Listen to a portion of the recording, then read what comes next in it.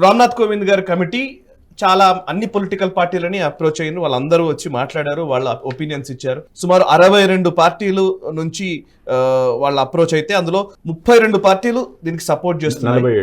47లో లేదు, 62 పార్టీల్లో 32 సపోర్ట్ చేస్తున్నాయి, 15 అగేన్స్ట్ గా ఉన్నాయి, 15 రెస్పాండ్ అవ్వలేదు. అసలు రెస్పాండ్ అవ్వలేదు, 15 రెస్పాండ్ అవ్వలేదు. 47 రెస్పాండ్ అవుతే అందులో 35 సపోర్ట్ చేశాయి, 32 సపోర్ట్ చేశాయి, 15 అగేన్స్ట్ గా ఉన్నాయి, 15 రెస్పాండ్ అవ్వలేదు అంటారు. ఆ రెస్పాండ్ అవ్వని గురించే నా క్వశ్చన్ కూడా. ఇప్పుడు రెస్పాండ్ అవ్వని పార్టీలు ఏంటి అంటే బీఆర్ఎస్ రెస్పాండ్ అవ్వలేదు, ఐయుఎంఎల్ రెస్పాండ్ అవ్వలేదు, జేడీఎస్ రెస్పాండ్ అవ్వలేదు, జేఎంఎం కాలేదు, టీడీపీ అవ్వలేదు, వైఎస్ఆర్సీపీ కాలేదు, శిరోమణి అకాలీదళ్ కాలేదు, ఇట్లా కొన్ని ఉన్నాయి. 15 పార్టీలు రెస్పాండ్ కానివి. సరే, ఇప్పుడు అగేన్స్ట్ గా ఉన్న వాళ్ళు ఇండి బ్లాక్ లో ఉన్న వాళ్ళు స్పష్టంగా సమాజ్వాదీ పార్టీ, డిఎంకే, ఇవేవి ఎంఐఎం లాంటిది కూడా అపోజ్ చేశారు. ఇప్పుడు ఫెడరల్ స్ట్రక్చర్, నేను మళ్ళీ ఇందులోకి వస్తున్నాను. నేను పొలిటికల్ పార్టీలు అందరూ కూడా అంటే ఇప్పుడు ఇందులో కూడా మెజారిటీ అభిప్రాయం ఉంటుందా లేకపోతే, అండ్ ఇంకొక పాయింట్ ఏంటంటే ఇప్పుడు రాష్ట్రాల టెన్యూర్, ఇప్పుడు 5 సంవత్సరాల టెన్యూర్ ఉందండి. సడన్ గా ఏదో ఒక రాష్ట్రంలో హంగో రావడం వల్లనో లేకపోతే ప్రభుత్వం కూలిపోయే పరిస్థితి రావడము, అవిశ్వాసం నెగ్గడము, ఇట్లాంటిది జరగడం వల్ల సడన్ గా ప్రభుత్వం ఎలక్షన్స్ నిర్వహించాల్సిన సందర్భం వస్తే కనుక, ఒకవేళ ఎలక్షన్ నిర్వహిస్తే రిమైనింగ్ టెన్యూర్ కు మాత్రమే, అంటే బై ఎలక్షన్స్ ఎలాగైతే ఉంటుందో అలాంటి ప్రాసెస్ లోనే రాష్ట్ర ప్రభుత్వం కూడా ఉండాలి అని అంటున్నారు. ఒకవేళ అదే జరిగితే రాజ్యాంగం ప్రకారం ఒక ఎన్నిక రాష్ట్ర అసెంబ్లీకి కానీ కేంద్ర పార్లమెంట్కి కానీ జరిగే ఎన్నిక 5 సంవత్సరాల పాటు ఉండాలి కదా. అంటే మీరు అనేది ఏంటంటే, ముందుగా సాయి గారు, మీకు మురళి గారికి, మురళీ మనోహర్ గారికి, అట్లాగే మన నేషనల్ స్టాప్ ప్రేక్షకులందరికీ నమస్కారం అండి. మీరు అనేది ఏంటంటే, ఒక ఎన్నిక జరిగినప్పుడు అది 5 సంవత్సరాల పరిపాలనకు సంబంధించిన ఆ అసెంబ్లీకి ఒక 5 సంవత్సరాల వ్యవధి అనేది ప్రజలు వారి ఓటు ఇచ్చి పంపిస్తే, మీరు ఇప్పుడు మధ్యలో ఏదైనా అయిందనుకోండి, మళ్ళీ ఎలక్షన్ అయినప్పుడు కూడా ప్రజలు ఓటు వేసేది 5 సంవత్సరాలకు కదా, మీరెందుకు అనవసరంగా రుద్దుతున్నారు, మిగిలిన 2 సంవత్సరాలకు మాత్రమే ఎన్నికలు పెడుతున్నారు అంటున్నారు. అంటే అది రాజ్యాంగానికి, చట్టాలకు అధికారం ఉండొద్దు. కాకపోతే కేసీఆర్ లాంటి ముఖ్యమంత్రికి మాత్రం ఎప్పుడు పడితే అప్పుడు పీకేసి 5 సంవత్సరాలకు ఇస్తే దాన్ని 4.5 సంవత్సరాలకు, 4 నెలల్లో కూడా డిజాల్వ్ చేసుకునే హక్కు ఉండాలి అంటున్నారు. అంతేనా మీరు అనేది? అంటే ఒక్క మనిషికి ఆ హక్కు ఉండొచ్చు కానీ ఒక రాజ్యాంగానికో చట్టానికో ఆ హక్కు ఉండకూడదు. ఏంటి సార్ ఇది? 5 సంవత్సరాలకు ఓట్లేసి పంపిస్తే ఇప్పుడు మాత్రం 5 సంవత్సరాలు ఉంటున్నాయా సార్? ఉంటే అసలు ఈ కష్టమే రాకపోయేది కదా. 1952లోను, 57లోను, 62లోను, 67లోను అన్నీ కూడా సైమల్టేనియస్ ఎలక్షన్సే అయ్యాయి. అంటే లోక్సభ, రాష్ట్రాలకు, అసెంబ్లీలకు కలిపే ఎన్నికలు జరిగాయి. దాని తర్వాత కాంగ్రెస్ ప్రభుత్వం ఎన్నో రాష్ట్రాల్లో ఆర్టికల్ 356 వాడి ప్రెసిడెంట్ రూల్ పెట్టడం వల్ల, అంటే బర్తరఫ్ చేసి రాష్ట్ర ప్రభుత్వాలని, ఎన్నో రాష్ట్ర ప్రభుత్వాలను బర్తరఫ్ చేయడం వల్ల ఈ కేంద్ర రాష్ట్ర ఎన్నికలు ఒకటేసారి జరగడం అనేది బంద్ అయినాయి. ఇంకొక పాయింట్ చెప్తాను. మీరు ఇంతకుముందు అన్నారు, సార్ చెప్పారు, నహీ హమ్ సపోర్ట్ నహీ కరేంగే, లేకపోతే నహీ మానేంగే అన్నారు. మీరేమన్నారు? ఎందుకు అసలు వస్తున్న క్రిటిసిజం అంతా ఏంటి సార్?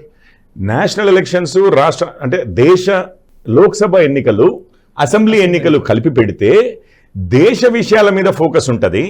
దానివల్ల రాష్ట్రాల్లో ఉన్న రీజనల్ పార్టీస్ ఉంటాయి. బీఆర్ఎస్ ఉంది, టీఆర్ఎస్, వాళ్ళు నేషనల్ అని చెప్పుకున్నా కానీ వాళ్ళు ఒక రాష్ట్రానికి పరిమితమైన వారే. టీడీపీ ఉంది, జనసేన ఉంది, డిఎంకే ఉంది, ఏఐడిఎంకే ఉంది, ఎన్సిపి ఉంది, ఇట్లాంటివి ఎన్నో పార్టీలు, తృణమూల్ కాంగ్రెస్ ఉంది, ఇట్లాంటివి ఎన్నో పార్టీలు, జేడిఎస్ ఉంది, మీరు అన్నట్టుగా జేడియు, జేడిఎస్లు, ఇట్లాంటివన్నీ ఎన్నో కేవలం ఒక రాష్ట్రానికి లేదా 2 రాష్ట్రాలకి పరిమితమైనవి. ఇప్పుడు రాష్ట్రానికి ఎన్నిక మాత్రమే జరిగినప్పుడు రాష్ట్ర విషయాల గురించి మాట్లాడతారు. దేశానికి, రాష్ట్రానికి ఎన్నిక జరిగినప్పుడు మాత్రము దేశంలో జరుగుతున్న విషయాలే డామినేట్ చేస్తాయి అంటున్నారు కదా. మరి కాంగ్రెస్కి ఏం కష్టం వచ్చిందండి? వాళ్ళు ఎందుకు అపోజ్ చేస్తున్నారు? వాళ్ళకి ఏమైనా బీఆర్ఎస్ గెలవాలని ఉంటుందా, కాంగ్రెస్ గెలవాలని ఉంటుందా? ఇప్పుడు బీజేపీ ఏం చూస్తుంది అని అంటే, అక్కడ 2 ఒకటేసారి ఎన్నికలు అయితే జాతీయ పార్టీలకు లాభం అవుతుంది అంటున్నారు కదా. కాంగ్రెస్ కూడా లాభం అవుతుంది. మేము డెమోక్రసీని కాపాడడం కోసం ఉన్నాము. అంటే వారు ఇండైరెక్ట్ గా ఒకవేళ నిజంగా ఆర్గ్యుమెంట్ ఎందుకు అని అంటే, ఆ విధంగా వస్తే బీజేపీకి లాభం అవుతుంది, మేము మోడీ గారి ఇది తట్టుకోలేము, వారు ఈ రోజు 240కే బీజేపీ తగ్గినా కూడా ఆ సిచ్యువేషన్ లో కూడా మేము తట్టుకోలేని పరిస్థితి మోడీ గారు అంటే, ఎందుకు వాళ్ళకి అట్లా రాత్రులు నిద్రపడుతున్నట్లు లేదు. మోడీ మోడీ మోడీ మోడీ అని చెప్పి 24 గంటలు అదే తిరుగుతున్నట్లుంది. ఈ రోజు అంతకుముందు ఏమన్నారు సార్? ఈ ఎలక్షన్స్ కంటే ముందు అసలు simultaneous elections, one nation one election అన్నది ఈ రోజు కాదు. రామ్నాథ్ కోవింద్ గారి కమిటీ రిపోర్ట్ ఇచ్చింది మార్చిలో, అవును, ఎన్నికలు జరగకముందు ఇచ్చింది.